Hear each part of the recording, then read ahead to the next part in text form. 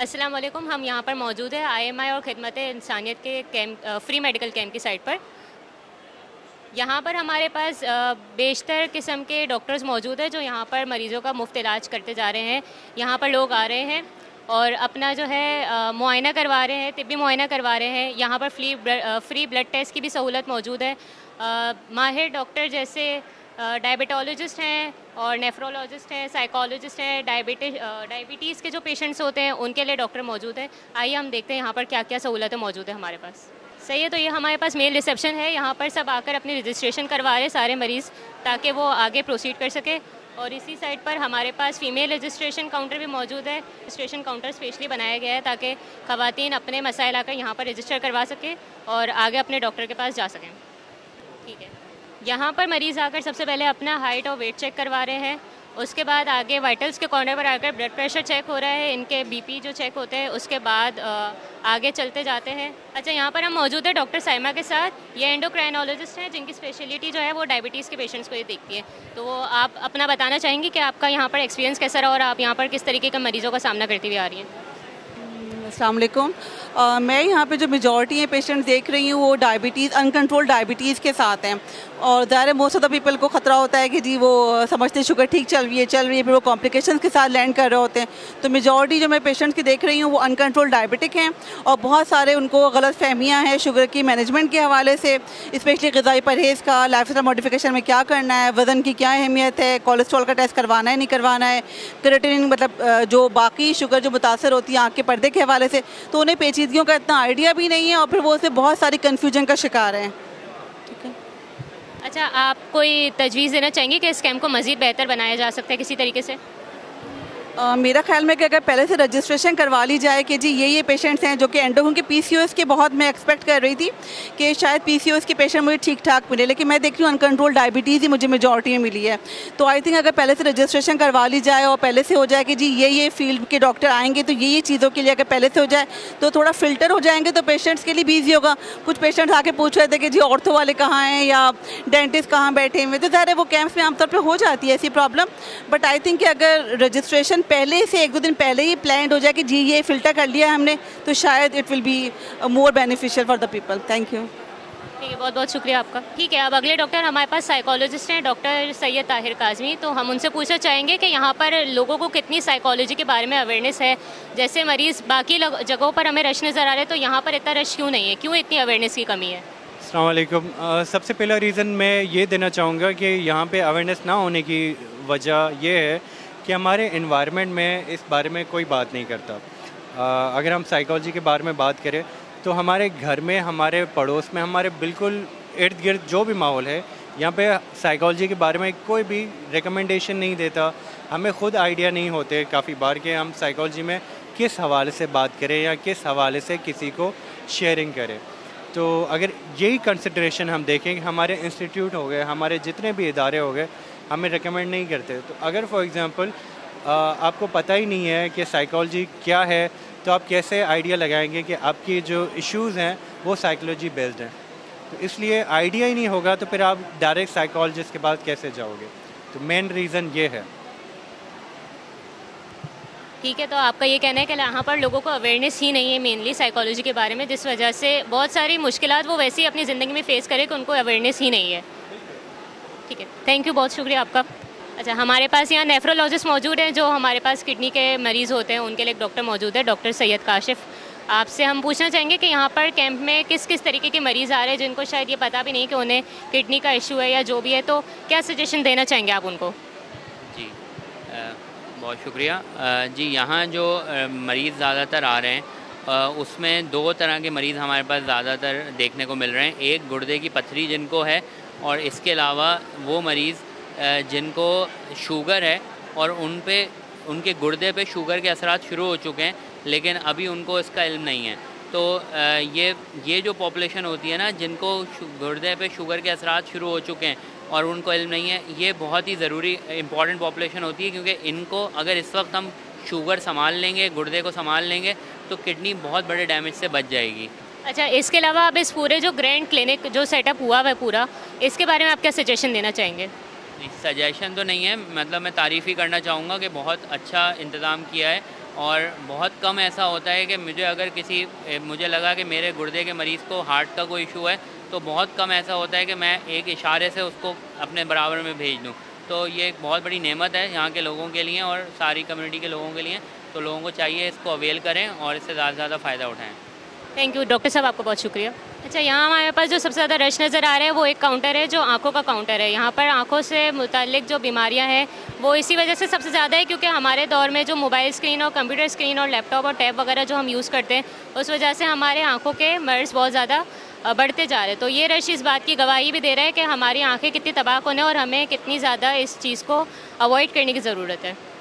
यहाँ पर हमारे पास एक काउंटर मौजूद है बोन मिनरल डेंसिटी टेस्ट का, जहाँ पर हमारी हड्डियों से मुताल्लिक जितने भी मर्ज़ मुब्तला है वो सारे यहाँ पर आकर अपना चेकअप करवाए जा रहे हैं। अब यहाँ पर हमारे पास एक डाइटिशियन मौजूद है, फूड न्यूट्रिशनिस्ट, जो हमें बताएंगे कि हमारे जो पाकिस्तानी लोग बेतुका खाना खाते रहते हैं उनके बारे में आप क्या तजवीज़ देना चाहेंगे, जो वो जिस तरीके के मर्ज़ में मुब्तला होते जा रहे हैं बेतुका खाना खाने की वजह से।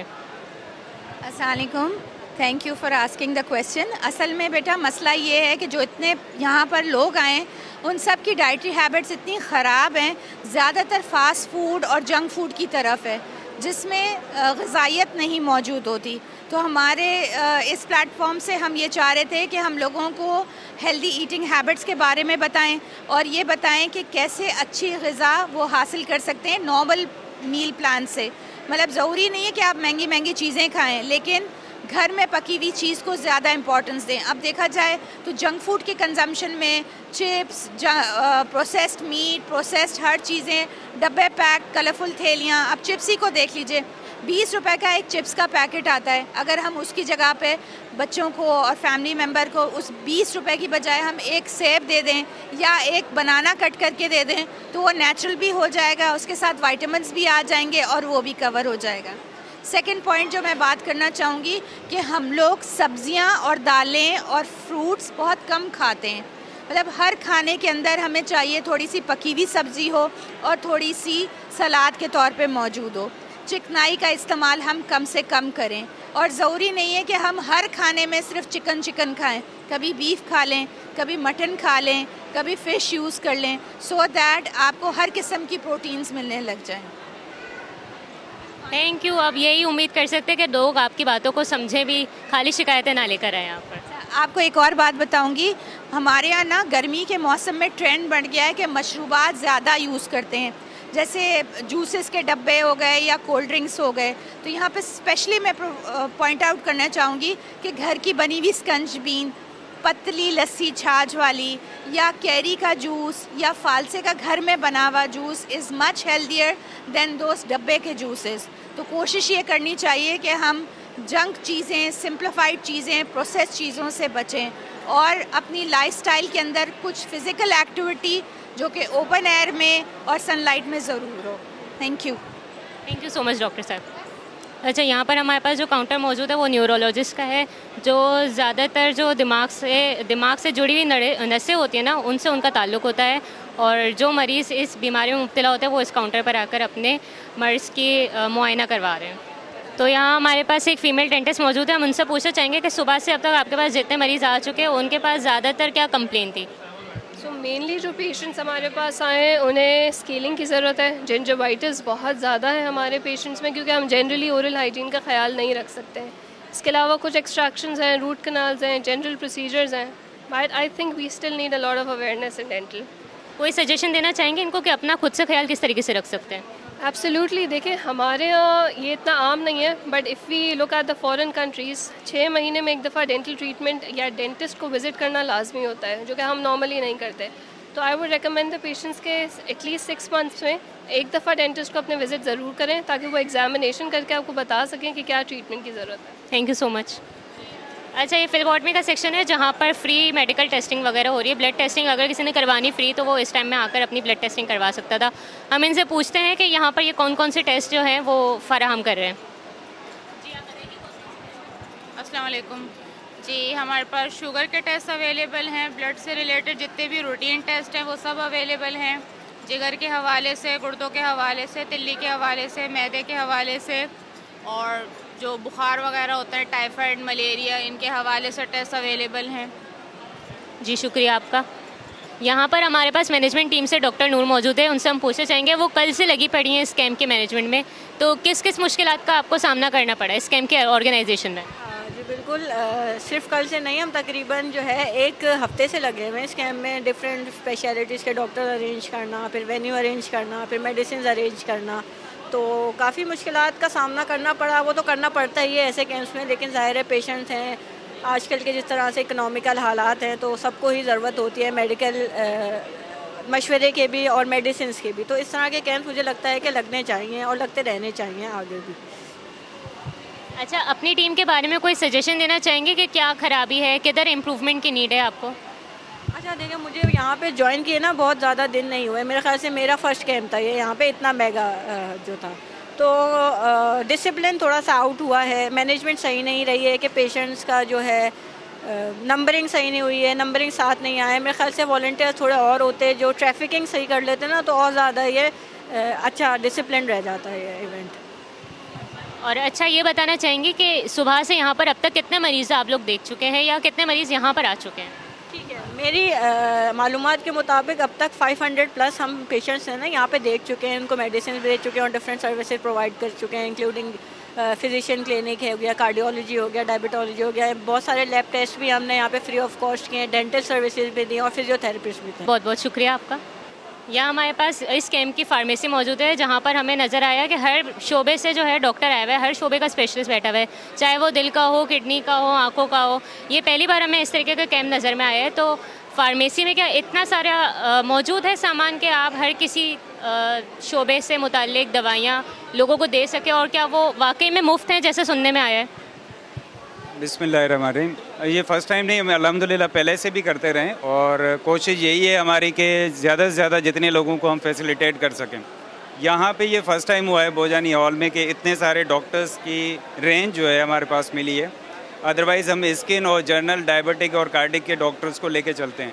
तो कोशिश भी हमारी यही है कि मेडिसिन हम जितनी कर सकें, जितने लोगों को फैसिलिटेट कर सकते हैं। इसमें नीडी पेशेंट्स की हमें ज़्यादा से ज़्यादा रिकॉर्ड चाहिए होता है, हम उसके लिए कोशिश करते हैं कि उनको मेडिसिन प्रोवाइड करें। अच्छा, कोई सजेशन आपकी अपनी साइड से, मैनेजमेंट की साइड से, कि इस कैंप को मज़ीद बेहतर किस तरीके से बनाया जा सकता है? जी, सजेशन तो अपने लिए ही होगी कि हम अपने आप को कैसे बेहतर करें, क्योंकि लोग तो हमेशा आते हैं, उनको चीज़ें चाहिए होती हैं, आपका सेटअप होना चाहिए। फर्स्ट इंटरेक्शन जो होता है वो आपके रिसेप्शन से होता है। अगर आपकी रिसेप्शन गाइडेंस सही नहीं होगी तो और चीज़ें आपकी सारी डिसिप्लिन से आउट हो जाएंगी। तो हम पहले ही रिसेप्शन को रेडी करते हैं कि वो वहाँ से पेशेंट्स को गाइड करें और हम आगे से फैसिलिटेट करने के लिए उनको वेलकम करें। तो हम पूरी कोशिश करते हैं। बहुत सारी चीज़ें होती हैं क्योंकि सीखता ही इंसान गलतियों से, तो हम यहाँ से भी सीखने आए। Okay, thank you for your review. अस्सलाम वालेकुम। हमारे पास यहाँ पर इस कैंप के मैनेजर मौजूद हैं जो हमें बताएंगे कि इस कैंप को मुनक्किद क्यों किया गया, कैसे किया गया, क्या मैनेजमेंट में इश्यूज़ थे, क्या मुश्किलात का सामना करना पड़ा और एक्सपीरियंस उनका किस तरीके का रहा।